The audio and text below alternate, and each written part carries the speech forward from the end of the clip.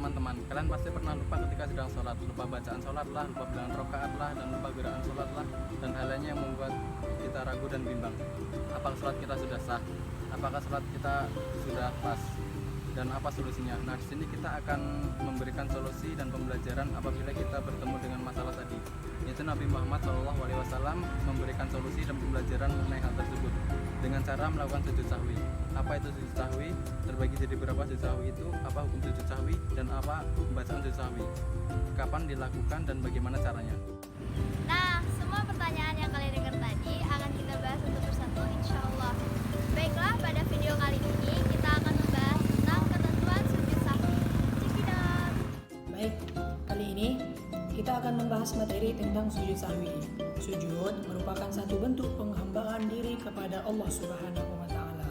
Nah, pada saat sujud ada 7 anggota tubuh yang harus menempel pada tempat sujud atau sajadah, yaitu dahi, 2 telapak tangan, 2 lutut, dan 2 kaki.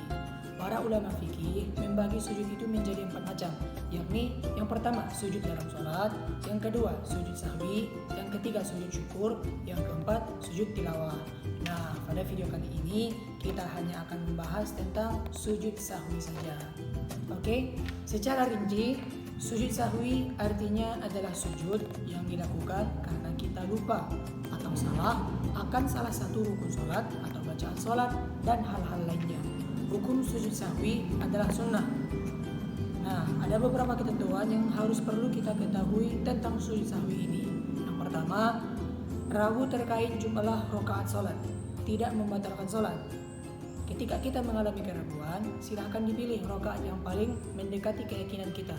Jika kita lupa sama sekali dan tidak bisa memilih rakaat yang mendekati keyakinan, maka pilihlah rakaat yang paling sedikit. Contoh, kita ragu jumlah rakaat 4 atau 3, maka kita pilih yang lebih sedikit, yaitu 3. Dan sehingga nanti kita menambah 1 rakaat lagi. Itu yang pertama. Yang kedua, ada solusi dari Rasulullah SAW mengajarkan kepada kita untuk melakukan sujud sahwi ketika mengalami keraguan jumlah rakaat sholat dan melupakan bacaan sholat. Kita harus menggantinya dengan sujud sahwi. Adapun bacaan sujud sahwi adalah Subhanaman la yanamu wa la yashu, yang artinya Maha Suci Allah yang tidak pernah lupa dan tidak pernah tidur. Kedua, hal-hal yang mungkin dilupakan dalam melaksanakan sholat. Mungkin pula ada hal-hal yang dilupakan. Misalnya, yang pertama, lupa melaksanakan yang fardu seperti takbiratul ihram, ruku', i'tidal, dan lain-lainnya. Yang kedua, lupa melaksanakan sunnah arba'at seperti membaca tasyahud awal, membaca sholawat pada tasyahud awal, dan lain-lainnya. Yang ketiga, lupa melaksanakan sunnah hayat seperti mengangkat kedua tangan ketika takbiratul ihram, membaca doa iftitah, dan lain-lainnya. Jika yang dilupakan itu adalah yang fardu, maka tidak cukup diganti dengan sujud sahwi. Jika telah ingat ketika kita sedang sholat, haruslah cepat-cepat dilaksanakan. Atau ingat setelah salam.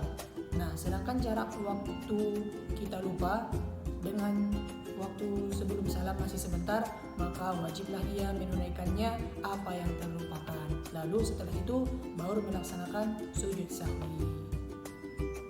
Seterusnya, jika yang dilupakan itu adalah sunnah arba'at, maka tidak perlu lagi diulangi, yakni kita mendirikan sholat itu hingga selesai seperti mana biasanya, dan sebelum salam kita disunnahkan untuk melakukan sujud sahwi. Seterusnya, jika yang dilupakan itu adalah sunnah hayat, maka tidak perlu diulangi apa yang terlupakan itu dan tidak perlu sujud sahwi. Oke, itulah beberapa peraturan yang harus kita ketahui tentang sujud sahwi. Nah, pertanyaan kalian tadi, letak sujud sahwi.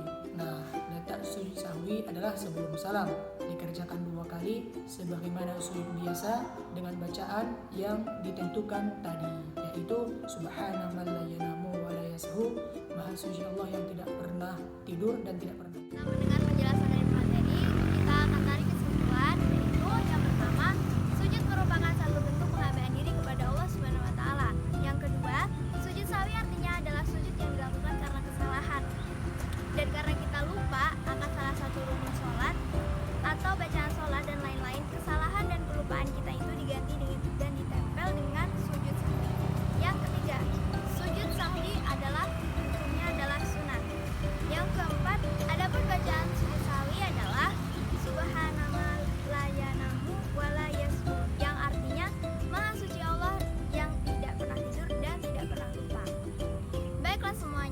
setelah kita mendengarkan, menyimak dan menonton penjelasan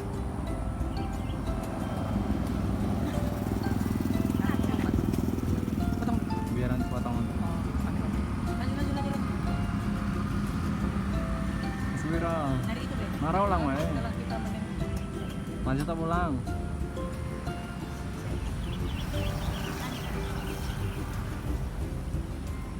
Baiklah semuanya, setelah kita mendengarkan, menyimak dan menonton penjelasan tadi dan ditutup dengan kesimpulan kami memberi tugas kepada para siswa dan siswi dan kepada kita semuanya. Yang pertama, tugas pertama yaitu 1. Cari dan tulislah hadis yang menyatakan bahwa manusia itu bersifat lupa dan salah. Yang kedua, tulislah hal apa yang sering terlupakan oleh Anda terkait sholat. Sekian dari kami, kurang dan lebihnya kami mohon maaf. Wabillahi taufiq wal hidayah. Wassalamualaikum warahmatullahi wabarakatuh.